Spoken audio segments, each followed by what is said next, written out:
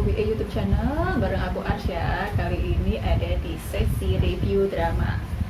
Nah, drama yang mau kita bahas hari ini itu drama yang baru aja tamat, baru aja selesai dan rame banget juga ya. Cukup rame di timeline Instagramku, dia cukup banyak dibahas. Drama dari JTBC, apalagi kalau bukan 18 Again. Nah, 18 Again ini remake dari film Hollywood yang judulnya Scarlett O'Donnell atau 17 Again. Nah, sebenarnya di 18 Again ceritanya ini adalah tentang si Daeyoung yang usianya tuh balik lagi ke usia 18 tahun. Nah, dia sendiri ini usianya udah 37 ya, udah jadi bapak-bapak yang punya 2 anak kembar, yaitu Sia dan juga Siwoo, dan istrinya itu Daejung sendiri. Nah, dia sama Daejung punya anak ini juga karena Daejung hamil waktu SMA, tapi endingnya Daejung menggugat cerai dia pas waktu usianya 37 tahun itu. Nah, sebelum Daejung menggugat cerai itu sendiri, dia juga udah mengalami hari-hari yang sulit lah ya pokoknya. Dia tinggal sama temennya yaitu Dojin. Nah, setelah itu dia tetap kerja seperti biasanya. Dia milih mau mencoba yakinin Daejung lah pokoknya. Dari dia kan kerjanya jadi tukang servis mesin cuci. Nah, dia bakal naik pangkat. Nah, karena dia mau naik pangkat itu, dia mau yakinin Daejung kalau dia masih bisa jadi ayah yang baik dan juga suami yang baik. Nah, sayangnya apa yang dia pikirkan itu nggak semulus itu ya. Ternyata sampai waktu kerja juga masih banyak halangan. Dia dicaci maki sama pelanggan-pelanggannya di situ. Belum lagi pas waktu mau naik jabatan, begitu diumumin nih, ternyata dia nggak berhasil buat naik jabatan, padahal dia udah nunggu 10 tahun, dia udah mengakui itu, pokoknya segala persyaratan udah dia penuhi, tapi tetap aja nih dia nggak bisa masuk dan kalah sama ponakannya, atasannya. Nah, dia nggak terima lah pastinya. Waktu di situ dia nyoba protes ke atasannya, mereka sempat adu cekcok, sempat adu mulut. Nah, kepancing juga sih Daeyoung karena atasannya ini sempat ngata-ngatain keluarganya. Jadi akhirnya dia memutuskan untuk mundur atau dipecat dari perusahaan itu. Nah, di situ dia balik lagi ke Daejung, berharap kayak pengen ngobrol lah. Dia tuh masih pengen rujuk sebenarnya, tapi sayangnya Daejung kayaknya nggak minat lah ya, kayak udah males gitu.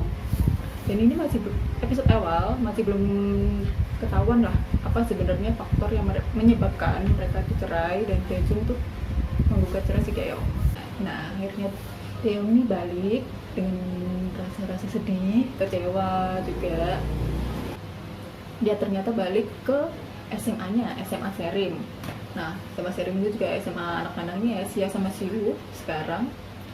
Dia balik ke situ kayaknya udah mengenang-enang masa lalunya, dimana di rak-raknya itu ada piala dia, ada nama dia Hong Daeyoung, dia sebagai MVP. Dia pernah berprestasi, kayak flashback lah masa-masa jaya dia waktu SMA dulu. Dia sempat main-main basket lagi ke lapangan basket, main-main dikit. Nah, dia lemparin bola sambil bilang, ayo kembali gitu kalau nggak salah, ayo kembali lagi, dan masuk bolanya. Nah, terwujudlah dia akhirnya menjadi muda lagi. Nah, itu tadi ya singkat ceritanya, dan mungkin juga deh aku kayaknya mau ceritain sepanjang itu. Ya kalian nonton sendirilah gimana aku ceritain beberapa poin-poinnya aja. Jadi yang buat aku suka sama drama ini tuh sebenarnya karena dia tuh banyak banget value-nya dan juga banyak banget kejadian-kejadian yang relatable. Kayak itu tadi si Daeyoung yang dia kerja tapi ternyata dia kalah sama ponakan atasannya. Nah, itu kan sering banget ya kejadian yang namanya koneksi-koneksi dalam perusahaan. Seberapa besar skill kamu atau udah ngikutin peraturan dari perusahaan, kalau ada koneksi dari dalam bisa aja sih kalah. Apalagi yang jadi tameng itu pasti yang namanya titel dari universitas lah, alma maternya gitu kan. Sama juga si Daejung itu juga dia cuma karena dia ibu-ibu. Nah, itu banyak banget yang mau jatuhin dia di JBC karena dia udah masuk JBC ya, dan dia tuh punya bakat yang luar biasa banget untuk jadi pembawa acara berita. Dia tuh sangat-sangat profesional tapi ada aja yang mau jatuhin dia, mulai dari banyak komentar hate speech karena tahu dia ibu-ibu, dan direkturnya sendiri awalnya juga nggak suka ya karena dia ibu-ibu, karena itu bakal merusak citra GBC sendiri lah. Dan ya memang gitu, pada saat semua tahu kalau si Dajung itu ibu-ibu, juga banyak ya yang komen-komen gak baik lah pada akhirnya. Terus tentang itu sih, karena ini ceritanya juga seputar tentang Deong juga waktu dia menjadi ayah. Nah, di sini karena gimana ya, banyak banget momen-momen yang bikin aku nangis tuh, karena mereka tuh sering flashback gimana waktu si Deong itu kerja keras banget banget banget buat keluarganya. Dari dia muda, dia ngelepas mimpi-mimpinya, sampai akhirnya dia, kenapa sih kok dia marah-marahin Sia atau Siu, sering banget ngomel-ngomel kayak gitu. Menurutku karena memang dia udah pernah ngelepas mimpinya itu, sampai pernah kejadian dia pengen ngeraih mimpinya lagi, tapi dia gagalin, dia ngelepas itu lagi deh, karena lihat Siwu sakit, ya tahu Siwu itu sakit dan butuh biaya, jadinya dia kerja dan relalah dia ngelepasin mimpi-mimpinya. Jadi karena semua udah apa ya, dia udah ngasih pol-polan lah pokoknya buat keluarganya, jadi dia mau juga anak-anaknya berbuat yang terbaik juga. Kamu itu harus punya passion, punya mimpi, dan pengen lihat Siwu itu kalau bisa lanjutin mimpinya lah buat jadi atlet basket gitu. Cuma karena dia dibully atau apa, dia Siwunya terlalu takut, dia nggak ngaku nih sama Deong kalau dia itu sebenarnya suka sama basket. Dia cuma ngaku, aku nggak minat kok sama basket. Nah, begitu dia yang waktu jadi muda, begitu dia bisa deketin Siwu, dia baru tahu kalau Siwu itu sebenarnya masih suka banget sama basket, dan punya alasan kenapa kok dia ngaku kayak gitu ke Deong. Mulai dari situlah dia deket-deketin anak-anaknya, support Siwu, lindungin Sia kayak gitu. Dia selalu apa ya, kayak ngedorong Siwu lah, kamu itu pasti bisa kok jadi atlet basket. Dan sampai acara-acara dia dipeluk sama Siwu itu bikin nangis juga sih, karena dia tuh pengen Siwu meluk dia tuh sebagai ayahnya. Sayang di situ dia berwujud sebagai Goyong. Di sini juga relatable-nya, sering banget kita sebagai anak gitu ya lebih nyaman ceritanya itu sama teman, karena di sini kayak Sia yang kerja di kelontong, orang-orang tuanya tuh nggak tahu. Nah, yang tahu kan teman-temannya. Kayak Siwu juga, dia juga nggak ngaku kan ke orang tuanya. Itu karena sendiri si orang tua ini, Deong maupun Dajung, mereka sebagai orang tua juga kurang nemen anak-anaknya itu sebagai teman. Mereka hanya berperan sebagai orang tua aja. Nah, dari sini juga si Deong akhirnya sadar kalau makanya dia tuh jadi ayah masih kurang baik ternyata.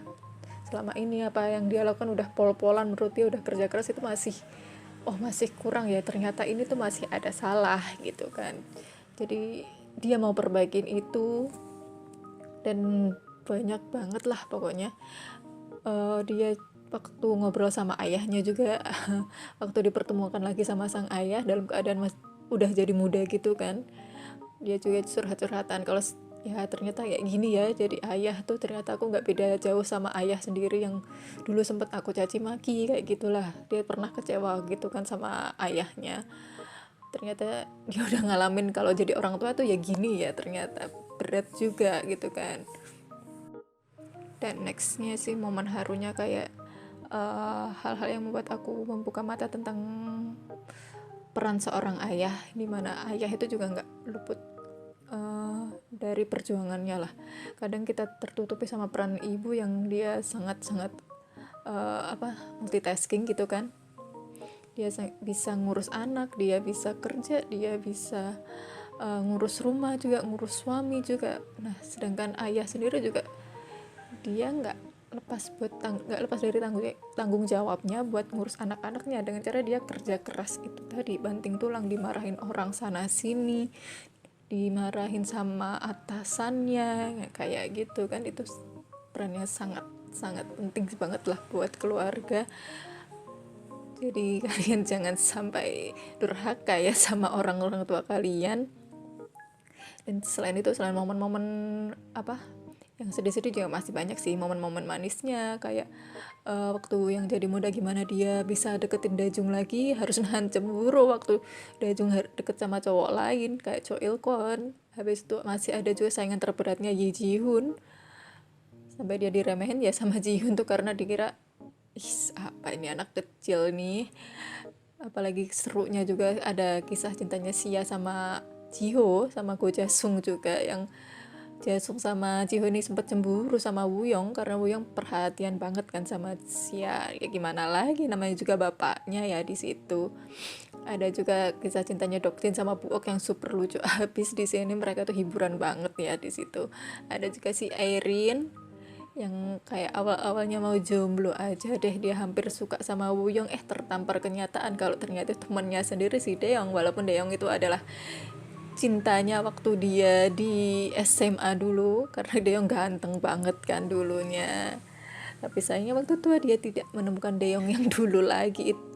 Itulah ya, namanya good looking itu nggak selamanya lah kayak gitu. Jadi dramanya ini cukup fresh juga. Ada momen nangis, ada momen lucu, cukup ringan lah pokoknya buat drama tontonan kamu waktu santai-santai gitu. Buat yang belum nonton ya, ini juga rekomendasi banget, recommended lah buat kamu. Banyak value yang bisa kamu tangkep lah dari cerita ini, walaupun beberapa adegan ada yang bikin aku kurang greget, kayak momen ketangkepnya Cho Il Kwon, bagaimana dia bisa ketahuan kalau dia itu melakukan penyuapan di situ kan. Gak ada momen Dajung dia kehimpit lah pokoknya, kok gak ada yang memihak sama dia dan beberapa lainnya, tapi itu nggak cukup ganggu lah, nggak cukup ganggu jalannya cerita yang menurutku udah bagus aja di situ, karena memang poin ceritanya kan tentang si Daeyoung dan juga Dajung sendiri, banyak maknanya, dimana kalau kamu masih sama orang yang kamu sayang itu jangan sia-siain mereka lah pokoknya, daripada kamu menyesal.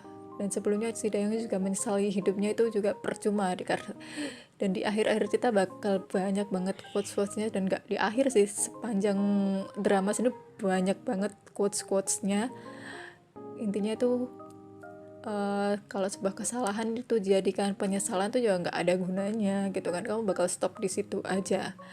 Jadi jadiin sebuah kesalahan itu adalah sebuah awal yang baru, perjalanan yang baru, gimana kamu bisa memulai hal yang baru itu, dan lakuin aja lah pokoknya. Ya udah, itu takdir yang kamu hadapin. Memang penyesalan itu ada di akhir dan selalu ada. Itulah makanya wajib lah pokoknya nonton ini, tuh seru banget dramanya, dan pastinya suka deh pokoknya. Coba lihat aja dulu. Dan apalagi ditemen sama cowok-cowok ganteng, ada Lee Do Hyun, ada Wang In Yob sama Bomin ya di situ. Lucu banget waktu mereka rebutin Sia. Jadi pokoknya tonton aja dulu ya. Jadi udah sekian itu tadi review dari aku. Maaf kalau ada salah-salah kata, apalagi pengucapan bahasa-bahasa Korea yang kurang pas lah ya, aku kurang bisa pronunciation Korea-Koreaannya. Jadi mohon maaf kalau ada keseleo tadi, dan sorry kalau ada bagian-bagian keskip. Biar kalian penasaran aja sih buat nonton, yang belum nonton ya wajib nonton aja sih, buat refreshing juga gak apa-apa. See you on next review. Soal itu ada yang namanya koneksi atlet basket. Mereka kayaknya enggak aku ya.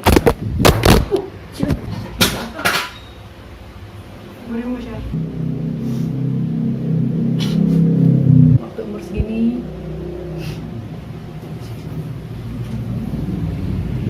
punya nanya pokoknya. Yang namanya menyesal itu nggak bakal ada.